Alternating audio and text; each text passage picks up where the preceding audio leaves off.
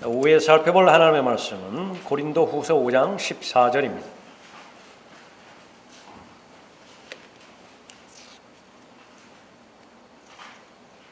14절부터 17절까지 받들어 읽겠습니다.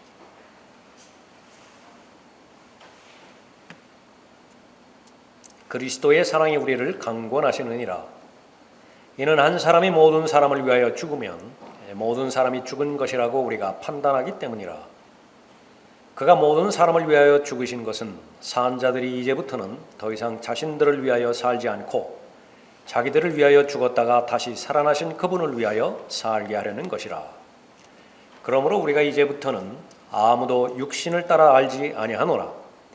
비록 우리가 육신을 따라 그리스도를 알았다 해도 이제는 더 이상 그분을 그렇게 알지 아니하노라. 그러므로 누구든지 그리스도 안에 있으면 새로운 피조물이라. 옛 것들은 지나갔으니 보라 모든 것이 새롭게 되었도다.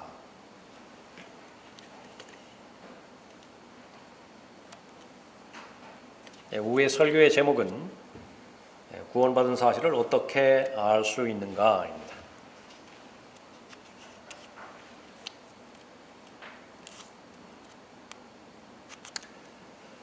철학의 영역에 있어서 세 가지 질문 가운데 하나는 사람이 죽으면 어디로 가는 것인가이지요.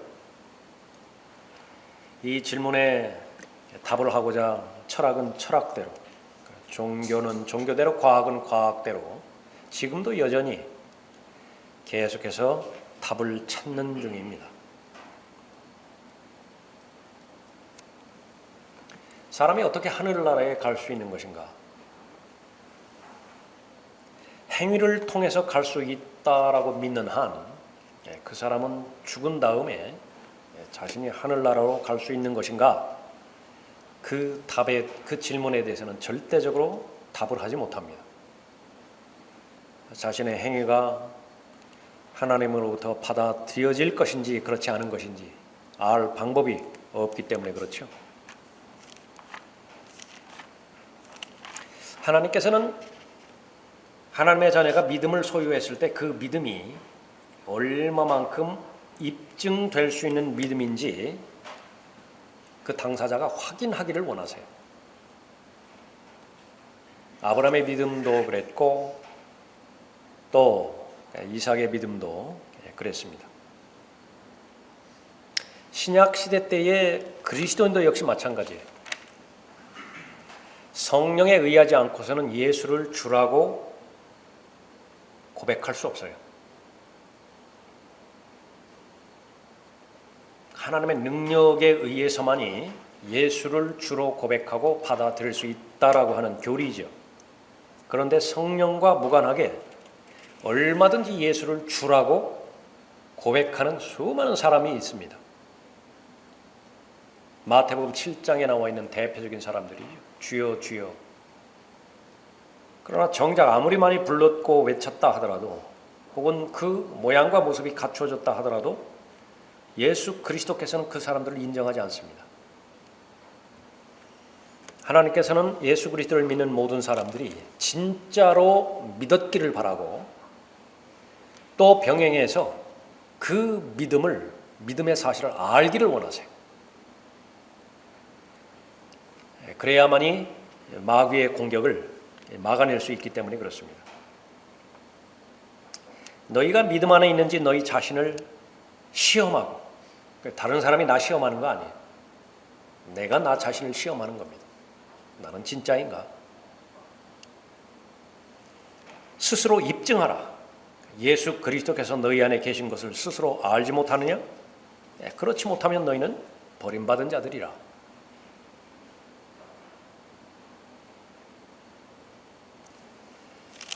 하나님의 사람들은 자신이 죽으면 어디로 가는지 알 수 있는 사람들이었습니다. 욥은 어땠나요? 그러니까 자신이 죽으면 어떻게 되죠? 알았어요. 어떻게 될는지. 바울은 어땠습니까? 자신의 생을 잘 달려왔다라고 하는 사실도 알았거니와 죽은 다음에 어디로 가는지도 분명하게 알았습니다. 그래서 죽는 것도 유익함이라 고백하고 있어요. 죽은 다음에 어디로 가는지 모르고 심지어 그 지옥에나 가지 않을까 걱정하고 있다고 한다면 죽음 자체가 무슨 유익이 되겠습니까? 그런 연유로 내가 이러한 고난을 당해도 부끄러워하지 아니하노니 이는 내가 믿은 분을 알고 내가 위탁한 것을 그날을 대비하여 그분께서 능히 지키실 줄을 확신함이라. 바울은 자신이 구원받았다는 사실을 알고 또 그 받은 구원이 영원하다는 사실도 알았어요. 어떤 근거에서 이런 고백을 했을까요? 베드로는 어땠습니까? 역시 마찬가지로 자신의 죽음이 임박해서 이 베드로전서와 베드로후서를 기록하고 있죠. 자신이 죽으면 어떻게 될 것인가? 하나님 곧 우리 주 예수 그리스도의 아버지를 송축하리로다. 그분은 그의 풍성하신 자비하심을 따라 죽은 자들로부터의 예수 그리스도의 부활로 인하여 우리를 거듭나게 하사 산 소망을 갖게 하셨으며, 죽은 다음에 어디로 가는지 알지 못한다면 산 소망을 가질 수 없겠죠. 너희를 위하여 하늘에 썩지 않고 더럽지 않고 쇠잔하지 않는 유업을 간직해 두셨으니 하늘나라의 유업이 예약되었다고 미리 알려주는 것입니다. 그 전제는 무엇이에요? 반드시 하늘나라에 가는 거예요. 너희는 마지막 때에 나타내려고 예비하신 구원을 얻기 위하여 믿음으로 말미암아 하나님의 능력으로 보호받고 있느니라. 내가 구원받았다라고 하는 사실을 알기 때문에 그런 전제 조건 가운데서 지금 현재 당하고 겪고 있는 시험들을 적극적인 태도로 기쁨으로 인내할 수 있다라고 언급하고 있습니다. 사도 요한은 어땠습니까? 자신이 죽으면 어디로 갈 것인지에 대해서 더 확고부동한 표현으로 언급하고 있는데 그것은 증거가 있다.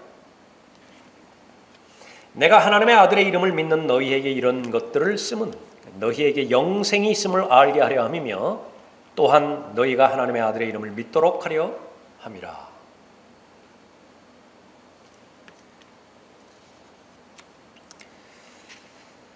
세 종류의 사람이 있는데 하나는 자신이 구원을 받았고 그 구원 받은 사실을 알고 있는 사람이에요. 지극히 정상적인 그리스도인입니다. 하나님께서는 성경에서 그러한 사람이 되기를 원하는 거예요. 그래야만 성경에서 약속하신 하나님의 복들을 누릴 수가 있습니다. 두 번째 사람은 자신이 구원을 받았는데 구원받은 사실을 알지를 못해요. 그럼 언제서야 아는 것인가? 위에 올라가 봐야 아는 것입니다. 그 전까지는 아무도 몰라요. 본인도 모르고 옆에 사람도 모르고. 그 사람이 할 수 있는 일은 아무것도 없어요. 그냥 신분만 변화됐다 뿐입니다. 태어나기만 왕의 아들로 태어나서 그 이후로부터는 성 밖에 버려졌어요. 그냥 거지로 살아가는 것입니다. 아무 혜택도 누리지도 못하고 보호도 받지 못하고. 마지막 세 번째, 구원받은 적이 없는데 구원받은 것으로 착각하며 살아가는 거예요. 조금 전에 살펴봤던 마태복음 7장에서 주여 주여 찾은 사람들이 대표적인 사람들입니다. 종교의식이 자신을 받쳐준다라고 하는 이유 때문에 자신이 속는 것입니다. 그러니까 마귀가 제일 많이 속이는 대상들이에요. 우리에게는 반드시 하나님의 증거가 필요하죠. 사실을 알기 위해서는 사람의 증거를 필요로 하지 않습니까? 하나님과 관련된 사실로 받아들이기 위해서는 반드시 하나님의 증거들이 필요한 것이에요. 성경에서는 구원받은 사람의 증거를 무엇이라고 언급하고 있는 것인가? 본문 말씀을 통해서 간략하게 살펴보도록 하죠. 나는 구원받았다는 사실을 어떻게 알 수 있는 것인가? 첫 번째로 내가 하나님의 사랑을 소유했다면 나는 구원받은 사람인 것을 알 수 있습니다. 제일 먼저 나오는 것이 하나님의 사랑이에요. 14절 보십시오. 그리스도의 사랑이 우리를 강권하시느니라. 이는 한 사람이 모든 사람을 위하여 죽으면 모든 사람이 죽은 것이라고 우리가 판단하기 때문이라. 그가 모든 사람을 위하여 죽으신 것은 산자들이 이제부터는 더 이상 자신들을 위하여 살지 않고 자기들을 위하여 죽었다가 다시 살아나신 그분을 위하여 살게 하려는 것이라. 그리스도의 사랑이 우리를 강권하시느니라. 어떤 그리스도인이 하나님과 동행하며 하나님께서 맡겨주신 일들을 행했다고 한다면 그 원인은 단 하나입니다.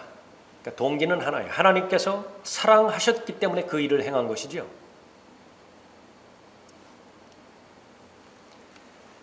그리스도인들은 증인입니다. 그리스도인은 예수 그리스도를 대신한 대사들이지요. 잃어버린 세상에 대해서 예수 그리스도를 증거해요. 진리를 전파합니다. 왜 그렇습니까? 내가 죽으면 어디로 가는지 알지 못하는 사람은요, 그 행위를 해야만 내가 하늘나라에 갈 수 있다고 보장받는다고 믿기 때문에 그래요. 그걸 안 하면 어떻게 돼요? 나는 불안해요. 그것은 하나님과 아무런 관계가 없습니다. 예수 그리스도께서 먼저 나를 사랑하셨다라고 하는 사실을 알기 때문에 그 사랑의 힘이 나를 밀어버리는 거예요. 강권하시는 것입니다.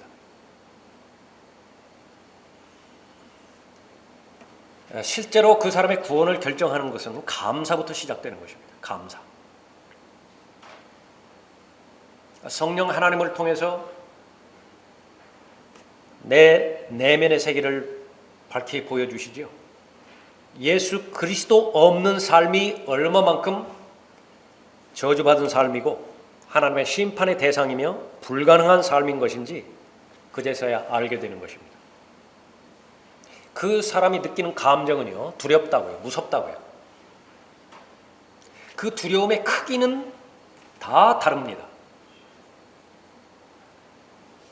즉각적인 질문 하나는 어떻게 해야 됩니까? 라고 하는 것입니다.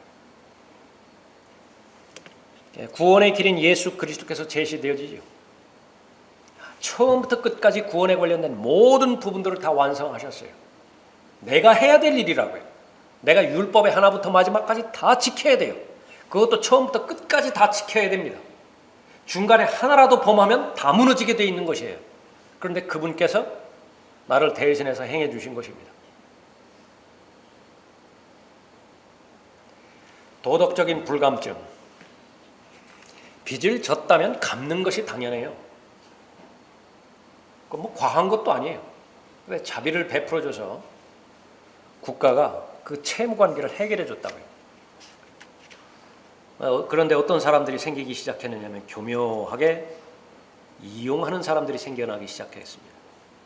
그것을 그 제도를 이용하지 못하는 사람들이 바보가 돼 버렸어요. 사람들은 이야기합니다. 도덕 불감증이라고. 그 도덕 불감증이 이 복음에도 있는 것입니다. 감당할 수 없는 죄의 짐이라고 하는 죄의 빚이라고 하는 그 빚을 단번에 영원히 탕감해 주었음에도 불구하고 별로 고맙지가 않아요. 별로 감사하지가 않아요. 그럼 무엇을 말하는 것이냐? 아직 성령의 역사가 없는 겁니다. 그런 상태에서 예수 그리스도를 개인의 구주로 영접했다고 말하는 것은 그 의미 없는 짓이에요. 얼치기 그리스도인. 그것은 바로 예수 그리스도를 아주 어렵게 만드는 사람들입니다. 예수 그리스도께서 나를 위해서 행해 주셨다는 사실을 내가 받아들였을 때 정도의 차이는 있지 반드시 감사를 하나님 앞에 표명하는 것입니다. 감사하다고요. 지옥에 가는 것이 두렵죠. 하나님의 심판이 두렵죠. 그런데 그 두려움을 해결해 주신 분 아니에요. 그분을 감사함으로 내가 의지적으로 받아들였어요. 거기서 된 입증이 무엇입니까? 내가 그것을 마음으로 받아들였는지 그냥 동의했는지 입증이 무엇이에요? 그 순간, 지속되어야 의미가 있지만요, 최소한 그 순간만큼 나는 주님을 위해서 살겠습니다. 주님께서 원하시는 것이라고 한다면 무엇이든지 내가 행하겠습니다. 바울의 고백 아닙니까? 주여 누구시니까 물어본 다음에 그 다음에는 어떻게 살아가야 됩니까? 무엇을 하기를 원하십니까? 오늘 보는 말씀에도 바로 그런 부분입니다. 그것이 하나님의 사랑이에요. 그런데 이것이 너무 당연한 이치임에도 불구하고 세상 사는 데 있어서 어려울 때 도움받았다고 한다면 왜 갚지 않겠어요? 그것이 갚는 것은 불가능하죠. 그 어려울 때에 30만 원이 없어서 쩔쩔맬 때에 30만 원의 도움을 받았다고 해요. 그럼 내가 형편이 좋아졌다고 해서 30만 원을 다시 갚으면 그것이 갚는 거예요? 절대로 갚을 수 없어요. 그 상황이 다시 돌아와야죠. 그 절박한 상황이. 그건 갚는 것이 아니에요. 평생 진 빚이에요. 그 사람 사는 사회에서도 그런 것인데 하나님과의 관계에서 거의 감사가 느껴지지 않는다. 오히려 의무감 가운데서 어찌 해가지고 억지로 예수 그리스도를 영접했다든지 그렇게 했단다. 냉철하게 살펴봐야 돼요. 하나님의 진리의 말씀 가운데서 그 사람은 자신이 죽으면 어디로 가는지 알 수 있다라고 확신할 수 있는 것인가? 하나님에 대한 사랑입니다. 그가 모든 사람을 위하여 죽으신 것은 산자들이 이제부터는 더 이상 자신들을 위하여 살지 않고 자기들을 위하여 죽었다가 다시 살아나신 그분을 위하여 살게 하려는 것이라. 칼빈주에서 말하는 제한된 속죄를 무너뜨리는 말씀이죠. 하나님께서는 모든 사람이 구원을 받기를 원하신 거라. 예수 그리스도께서 죽으신 것은 창세전에 예정된 사람들만을 위해서 죽으신 거 아니라 모든 사람을 위해서 죽으셨어요. 베드로후서 2장 1절에 의하면 자기를 부인한 자들까지도 다 사주신 거예요.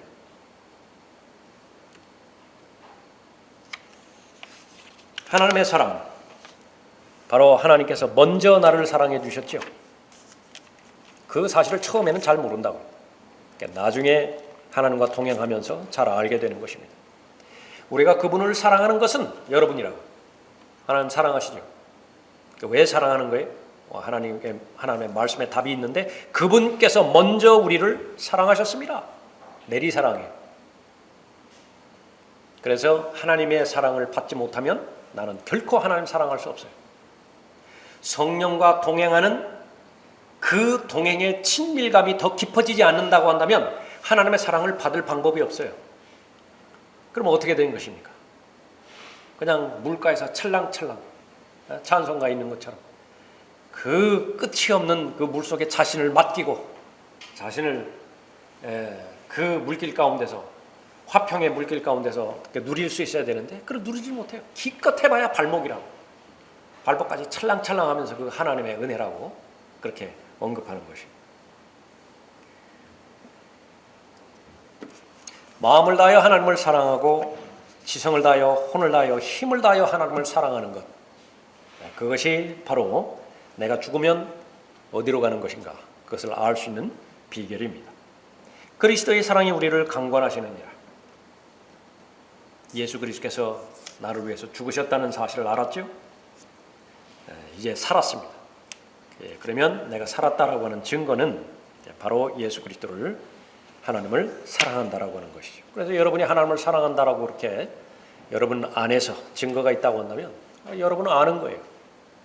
구원 받았는지 구원 받지 않았는지. 그럼 하나님을 사랑한다는 것은 더 구체적으로 무엇을 말하는 것인가? 하나님 말씀에 대한 사랑입니다. 하나님에 대한 사랑은 하나님의 말씀에 대한 사랑이에요. 여러분의 그 삶에 위기가 찾아오고 살아갈 소망이 끊겼을 때에 여러분을 살려주는 것, 그것은 하나님의 말씀이 답을 하기를 그것은 하나님의 말씀이라고 말하는 것입니다.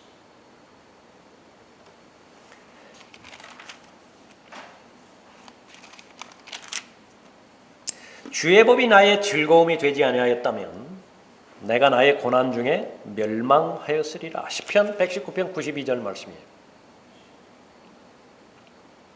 그 증거입니다.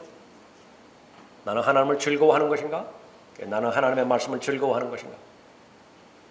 삶의 어려움에 봉착했을 때에 무엇보다도 가장 첫 번째 피난처로 하나님을 찾는가? 피난처로 갔더니 하나님의 말씀이 있잖아요. 그 말씀을 봤더니 주의 법이 나의 즐거움이 되지 아니하였다면 내가 나의 고난 중에 멸망하였으리라 말씀하고 있습니다. 내가 얼마나 주의 법을 사랑하는지요. 그것이 종일 나의 묵상이 되나이다. 주께서 주의 계명들을 통하여 내 원수들보다 나를 더 현명하게 하셨사오니 이는 그것들이 항상 나와 함께함이니이다. 내가 나의 모든 스승들보다 더 명철하오니 이는 주의 증거들이 나의 묵상이 됨이니이다. 내가 노인들보다도 더 깨달았으니 이는 내가 주의 법규들을 지킴이니이다. 주의 말씀들이 내 입맛에 어찌 그리 단지요. 정녕 내 입의 꿀보다 더 다니이다. 내가 그 사람을 사랑하는지 사랑하지 않는지 어떻게 아나요? 두 가지만 보면 돼요. 하나는 시간과 하나는 돈입니다. 하나님 사랑하는데 돈은 필요 없으니까 여러분 시간만 보면 알아요. 나는 하나님 사랑하는 거, 하나님 말씀 사랑하는 것이다. 삶을 살아가기 위해서 필수적으로 소비해야 되는 시간이 있죠. 각 사람마다 다 다르다고요. 그것이 다 끝난 다음에 내가 마음대로 할 수 있는 시간이 있어요. 그 시간의 주인은 바로 나예요. 그러니까 여러분이 직장에서 일할 때 그 시간의 주인은 여러분이 아니죠. 여러분을 고용한 고용주가 그 시간의 주인이에요. 그 주인이 시키는 대로 해야 된다고요. 그래야 월급을 타죠. 그러나 그 시간에서 자유롭게 되어진다고 한다면 그 시간의 주인은 여러분 자신이 되는 거죠. 뭘 할 거냐고요. 그 시간에. 사랑하는 사람 만난다고 한다면 그 사람을 좋아하는 거예요. 그 사람을 사랑하는 것입니다.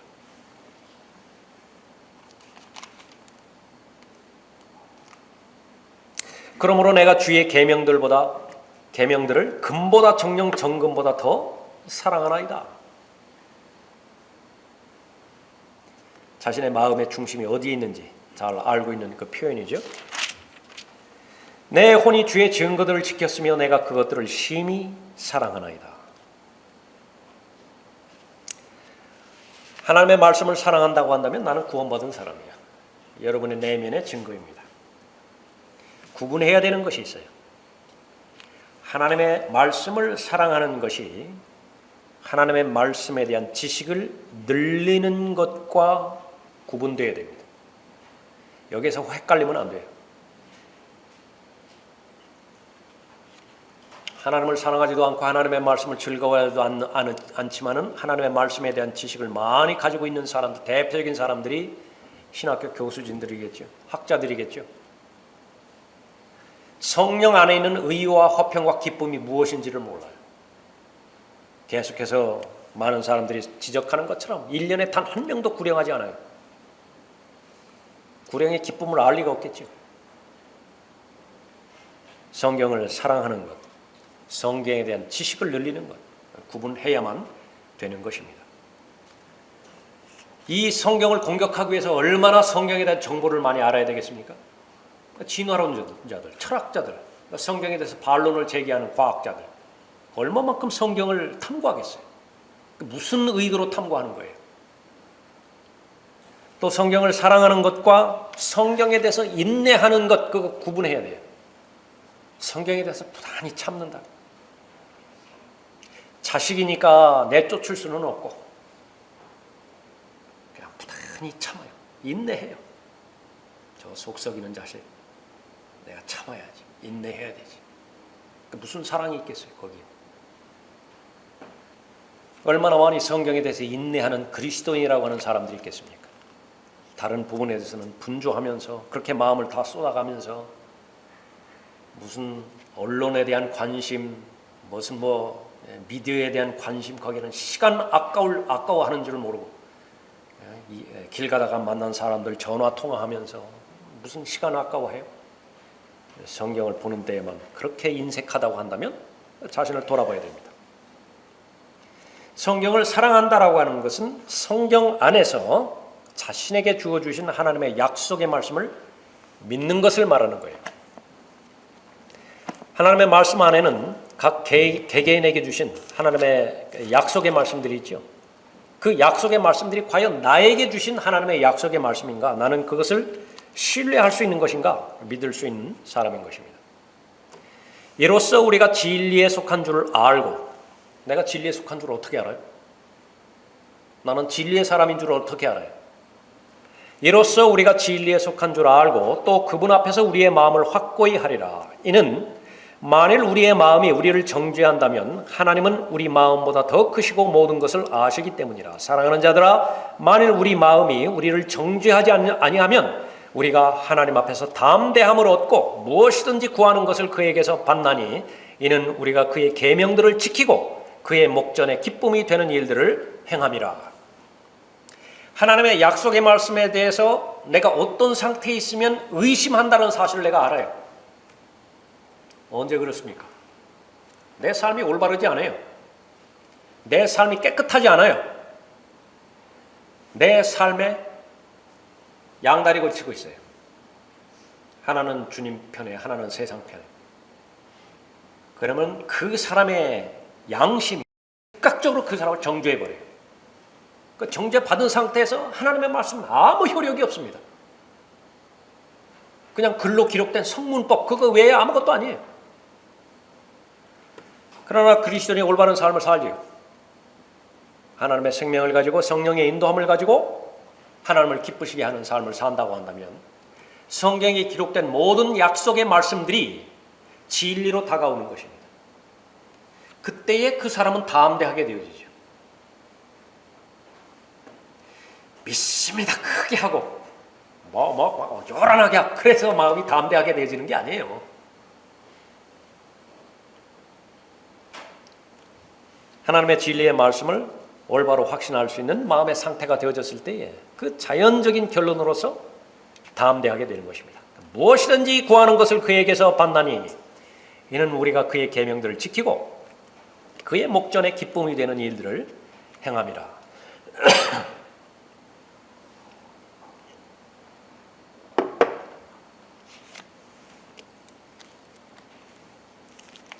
거듭난 그리스도인이 하나님의 진리의 말씀 가운데서 잘 성장할 때 자신의 구원의 확신은 더 커집니다.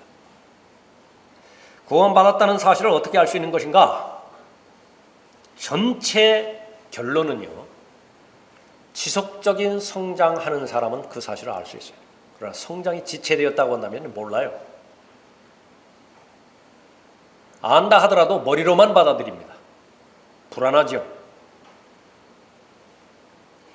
하나님 곧 우리 주 예수 그리스도의 아버지를 송축하리로다. 그분은 그의 풍성하신 자비하심을 따라 죽은 자들로부터의 예수 그리스도의 부활로 인하여 우리를 거듭나게 하사 산 소망을 갖게 하셨으며 말씀하고 있죠.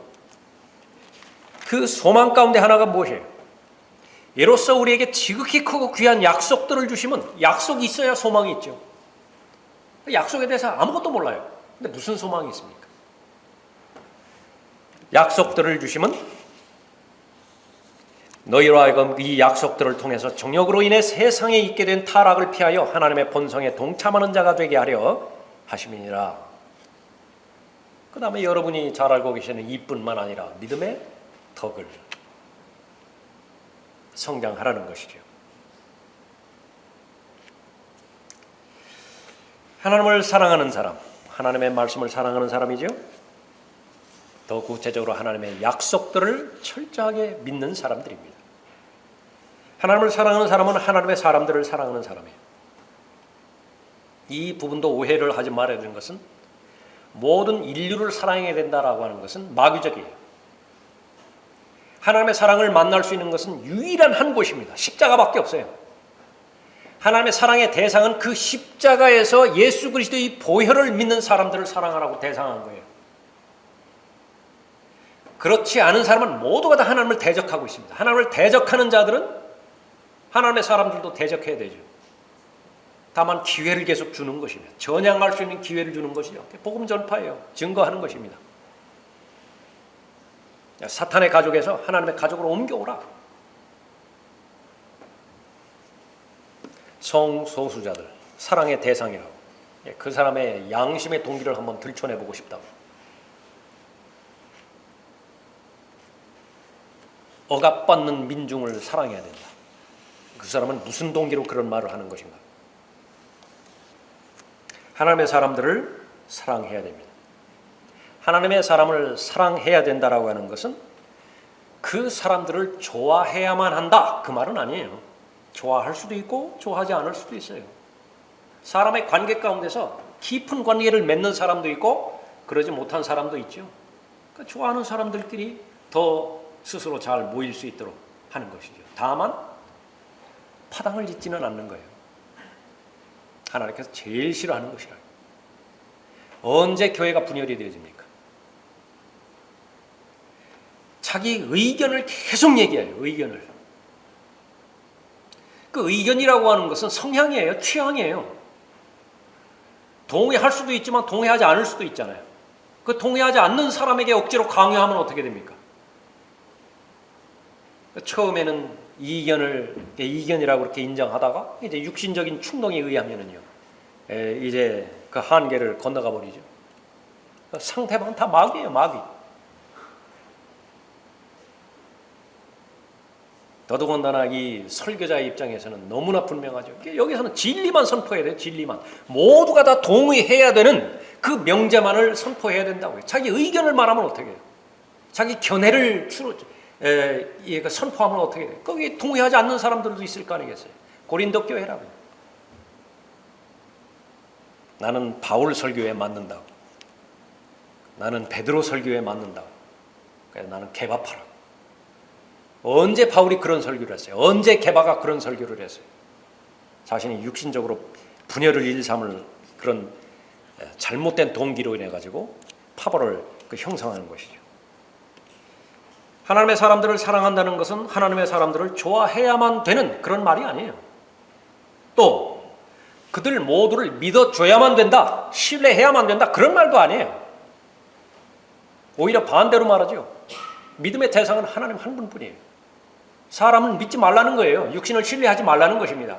그러나 그 사람이 지금까지 의도적으로 결례한 부분이 없다고 한다면 신실함이 입증되죠. 잘못을 범할 때까지는 인정해 주는 것입니다. 신실한 성도예요. 하나님의 사람들 사랑해야 된다는 것은 좋아해야만 된다, 그 말도 아니고 믿어줘야만 된다, 그 말도 아닌 것입니다. 그러나 반드시 사랑해야 돼요. 거듭났다고 한다면 반드시 기도로 품을 수 있어야 되고, 또 하나님의 사랑으로 사랑하라고 명령하셨으니만큼 그 하나님의 사랑을 실천할 수 있어야 되죠. 우리가 사망으로부터 생명으로 옮겨간 것을 아노니, 여러분에게 적용시켜 보십시오. 사망에서 생명으로 옮겨간 것을 아노니, 그 다음에 이유를 말씀하시거든요. 그러니까 무엇 때문에? 그러니까 무엇 때문에 내가 사망에서 생명으로 옮겨간 것을 아는 것인가? 이는 우리가 형제들을 사랑하기 때문이라. 자기 형제를 사랑하지 않는 자는 사망 안에 거하느니라. 구원받을 수 있는 교리는 다른 문제예요. 그러나 그리스도인이라고 한다면 내가 예수 그리스도를 개인의 구주로 믿고 영접해서 하나님의 생명을 소유했다고 한다면 이제부터는 그러한 열매들이 나타나는 것을 하나님께서 기대하시는 것입니다. 사망에서 생명으로 옮겨갔다는 증거가 무엇이냐? 그 사람 안에 생명이, 하나님에 대한 사랑이 풍부해지는 것이죠. 내가 구원받았다라고 하는 사실을 어떻게 하는 것인가? 그 사실을 알 때에 하나님과 동행할 수 있고 담대할 수 있으며 맡겨주신 하나님의 일들을 잘 감당할 수 있죠. 만약에 그 문제가 흔들린다, 내가 내가 죽은 다음에 어디로 갈 것인지에 대해서 다른 사람에 대해서는 내가 잘 이야기하는지 모르지만 내가 깊은 밤에 잠자다가 깨어나서 그 생각이 스쳤을 때, 나 홀로 하나님 앞에 기도할 때에 좀 불안하다. 그럼 무엇을 할 수 있어요? 그 사람. 그러나 하나님의 말씀은 고린도후서 13장 5절에 보면 그 문제 피하지 말라고 얘기죠. 그 이슈에 대해서 도망가지 말라고 해요. 정직하게만 대하라고요. 정직하게만. 그럼 어떻게 돼요? 구원받은 사실이 없다고 한다면 구원받으면 돼요.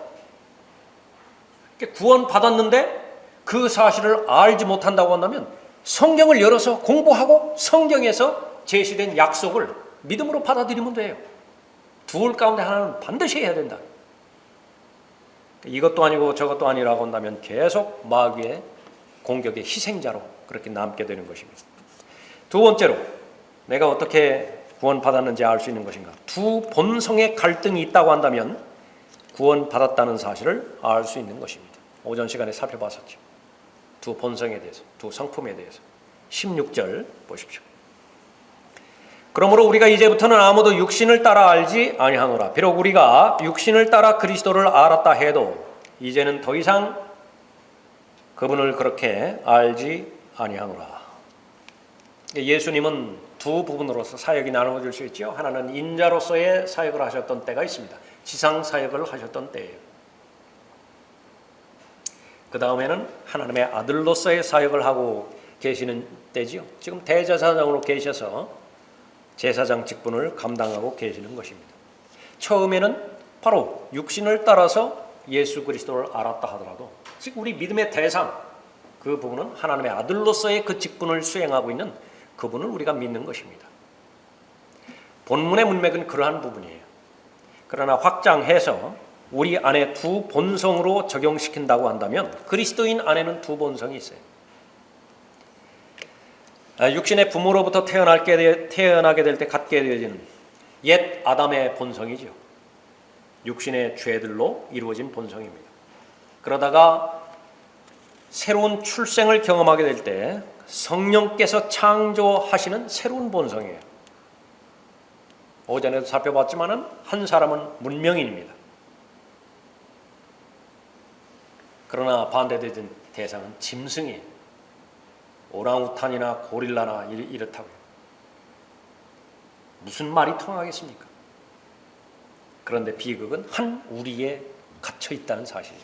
거기서 벗어나지 못해요. 둘 가운데 하나가 죽을 때까지 계속 살아야 돼요. 그렇게. 그것이 현실인 것입니다. 바울이 구원받은 다음에 이 육신의 문제를 당면했을 때에 그 문제에 대한 결론은 나는 비참한 사람이다라고 하는 것이 절망적이에요. 그런데 아이러니하게도 그 절망을 느끼는 그 자체가 구원받았다라고 하는 증거예요. 그 절망을 느끼지 않으면 어떻게 돼요? 구원받은 거 아니에요. 구원받았다 하더라도 설령 구원받았다 하더라도 어떤 성장도 없는 상태입니다. 전혀 갈등이 없어요. 내면적인 확신을 주는 것은 나는 늘 갈등의 사람이에요. 나 자신을 생각하면 늘 못마땅해요. 그런데 그것이 증거예요. 증거.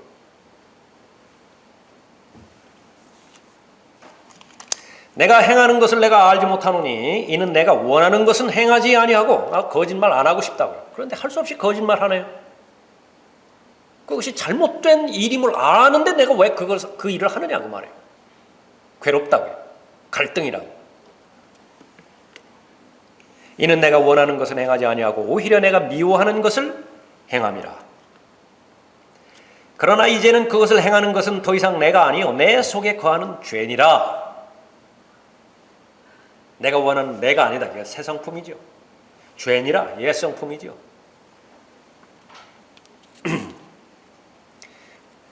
내 안에는 죄를 지을 수 없는 진짜 그리스도인이 있어요. 그 죄를 지을 수 없어요. 새 성품이죠. 그런데 똑같이 내 안에는 죄만 짓는 육신의 죄들로 이루어진 성품이 있습니다. 옛 성품이죠. 윌리엄 비버러지 감독이라고 하는 사람의 말입니다. 많이 들어보셨던 내용이에요. 얼마만큼 육신이 무서운가 그것을 대변해 주는 말이기도 합니다. 나는 기도할 때도 죄를 지을 수밖에 없다. 세상에 기도하는데 죄 짓는 사람이 있습니까? 얼마나 많은지 아세요? 저 사람 좀 고쳐주세요. 저 사람 그 짓 하지 못하게 해주세요. 하나님께서 정말로 그러한 기도 가운데서 얼마만큼 많은 기도를 받아들여 주실 것인가요? 계속 강조했죠. 의사의 신분으로 기도하면 돼요. 죽어가는 환자 살리려고 하는 심정입니다. 아버지의 심정과 유모의 심정이에요. 데살로니가전서 2장에서 바울이 가졌던 심정입니다. 그 자녀를 사랑하는 온전히 주고자 하는 사랑으로서 그 기도를 하나님께서 받아주시지 않을 리가 없다. 그러나 육신적인 동기가 되어서 상대방을 계속해서 정죄하는 그 정죄를 얼마든지 기도라고 하는 의식을 통해서도 할 수 있는 것이에요. 나는 설교를 들을 때나 설교할 때도 죄를 지을 수밖에 없다. 설교를 듣는데도 죄 지을 수 있고요. 설교할 때도 죄 짓는 거예요. 나는 죄를 자백할 때도 죄를 지을 수밖에 없다. 내가 회개할 때도 진정 회개가 필요하고 눈물을 흘릴 때도 그리스도의 보혈로 씻겨질 필요가 있다. 여러분은 두 본성 사이에 갈등이 있습니까? 그렇다고 한다면 성경의 증거는 여러분이 구원받았다라고 하는 사실이에요. 그러나 어떤 하나님과 무관한 일을 해도 심지어 하나님을 대적하는 일이라고 성경에서 말씀해 주셨음에도 불구하고 어떤 갈등도 없다. 다시 원점으로 돌아가 봐야 되는 것입니다. 마지막 세 번째로 새로운 경향이 생겼다고 한다면 구원받았다는 사실을 아는 것입니다. 17절 보십시오. 그러므로 누구든지 그리스도 안에 있으면 새로운 피조물이라. 옛 것들은 지나갔으니 보라 모든 것이 새롭게 되었도다. 쉬운 말로 하면 새로운 입맛이 생겼다 그 말입니다. 그 전까지 즐기던 입맛이 있어요. 무엇이었습니까? 담배 맛과 술 맛이었다고요. 밥 안 먹어도 돼요. 담배만 있으면 됩니다. 밥 안 먹어도 돼요. 술만 있으면 돼요. 안주도 많이 필요 없어요.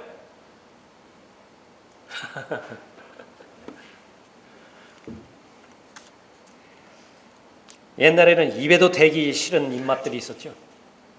근데 바뀌어진 것입니다. 새로운 입맛. 성경 공부예요. 제일 먼저 성경 공부. 베드로전서 2장 1절부터 시작되지는 거듭난 그리스도인의 증거는요. 새로운 경향이 생기는 것인데 그것은 본능이에요. 무엇이냐니까 젖을 찾는 본능입니다.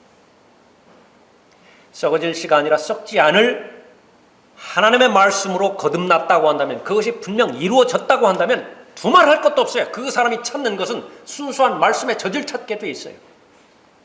관심을 갖게 돼 있다. 그런데 문제는 무엇입니까? 하루 12시간, 14시간 이상 일해야 돼요. 현실이 그렇다고 현실이. 그때의 그 사람의 마음 가운데서 얼마만큼 성경 공부를 사모하고 하나님의 말씀을 사모하는 것인가? 시편 42편에 나와 있는 것처럼 숫사슴과 똑같다고요. 목이 말라가지고 막 헐떡헐떡거리는 것인데 그 시냇물이 얼마만큼 그 갈급한 것인데 보이지 않는 거예요. 시냇물이. 만나면 어떻게 되는 것입니까? 그보다 더한 감사가 어디 있겠어요. 기도에 대한 입맛이 생기기 시작하고요. 교회 가는 것 즐겁다고요. 교회 가는 것이. 교회는 즐거운 곳이어야 됩니다. 지난주에 우리 학생들 모였을 때 어느 때도 그렇지만 교회는 즐거운 곳이 되어야 돼요. 가고 싶은 곳이 되어야 됩니다. 그러기 위해서는 좋은 친구 관계가 형성이 돼야 되죠. 자주 만나면 자주 만날수록 좋은 거예요.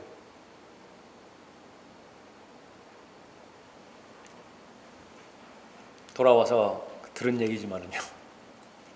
3년 동안 교회를 다녔는데 같은 고등학교 때는 사실을 몰랐다고 그러더라고요. 그런데 학생이니까 괜찮아요. 우리 학생들 얼마나 제일 고생하잖아요.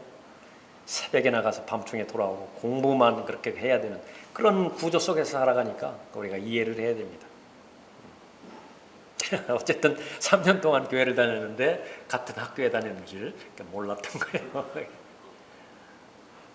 그런 학생이 아닌 장년들이요, 청년들이 만약에 그런 상황이라 생각해 볼 문제입니다. 숟가락이 몇 개이고 젓가락이 몇 개이고 거기까지는 가지 않다 하더라도 그 사람의 당면 과제 가장 어려운 부분이 어떤 부분인가, 그것은 반드시 알아야 되겠죠.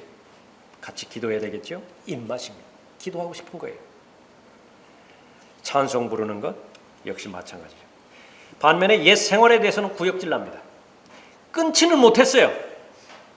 끊지는 못했다고요. 할 수 없이 하지만은 하고 난 다음에는 반드시 후회를 해요. 거듭난 증거입니다.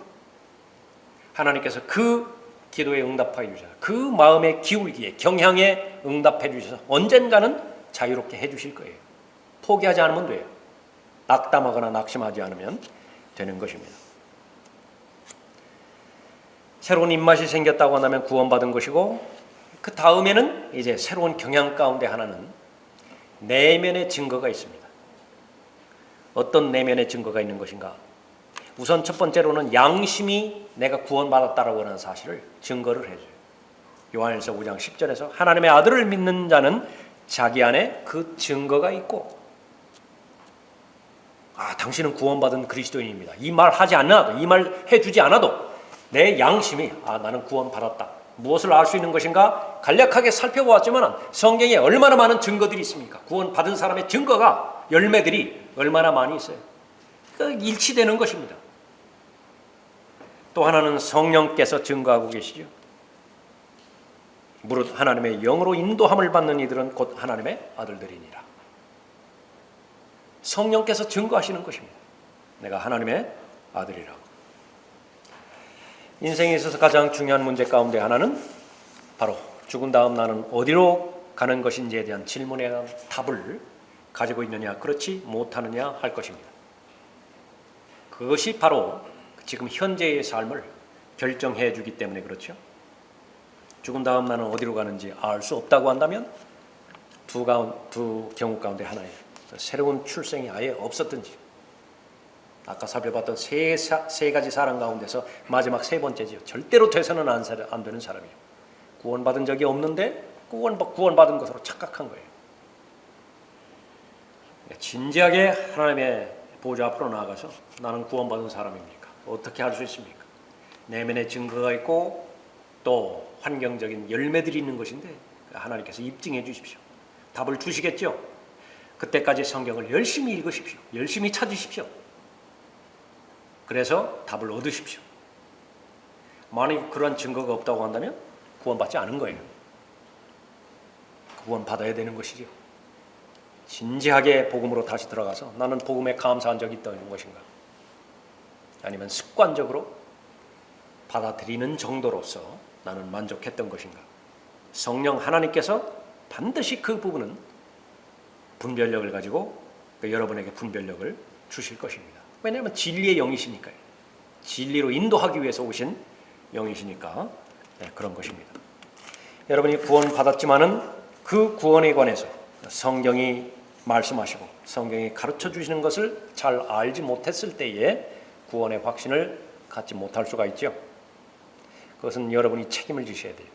여러분이 무엇인가가 소홀히 하셨다고, 모임에 소홀히 하셨다든지 하나님의 진리의 말씀을 가르쳐 주셨다면 그것을 실행하라고 말씀하셨을 텐데 그 실행을 소홀히 해버렸어요. 몸으로 움직이지 않았을 때는 아무것도 얻지 못해요. 여러분이 교리를 마음으로부터 순종했다고 한다면 그것이 내 것이 되기 위해서는 반드시 몸을 움직이셔야 돼요. 책상 앞에 앉으셔야 되고요. 무릎 꿇으셔야 되고 여러분의 입을 여셔서 예수 그리스도를 증거해야 되고요. 모이기 위해서 걸어가셔야 돼요. 그 모임 장소까지. 또 다른 지체들의 어려움을 들으셔야 되죠. 그러니까 들었다고 한다면 그것을 여러분이 할 수 있는 모든 행위가 있을 것이라고. 줄 수 있으면 주셔야 되고 기도할 수 있으면 기도하셔야 된다. 그러지 않으면 그냥 정체기에 머물러 있는 것입니다. 정체기에 머물러 있는 것에 대해서 모든 것이 끝나는 것이 아니라 의심을 해요. 내가 받은 구원에 대해서 의심하는 것입니다. 자, 하나님께서 다시 한번 도전해 주십니다. 권면해 주시는 것이 너희 안에 믿음이 있느냐? 너희가 믿음 안에 있는지 너희 자신을 시험하고 스스로 입증하라. 그러니까 예수 그리스도께서 너희 안에 계신 것을 스스로 알지 못하느냐? 그렇지 못하면 너희는 버림받은 자들이라. 여러분 자신이 우선적으로 확신하시고 다른 사람을 어떻게 도와줄 수 있는 것인가? 좋은 교리의 본을 체계적으로 여러분들이 잘 가지고 계시는 상태에서 또 주변의 사람들에게 도움이 되시는 여러분이 되시기 바랍니다.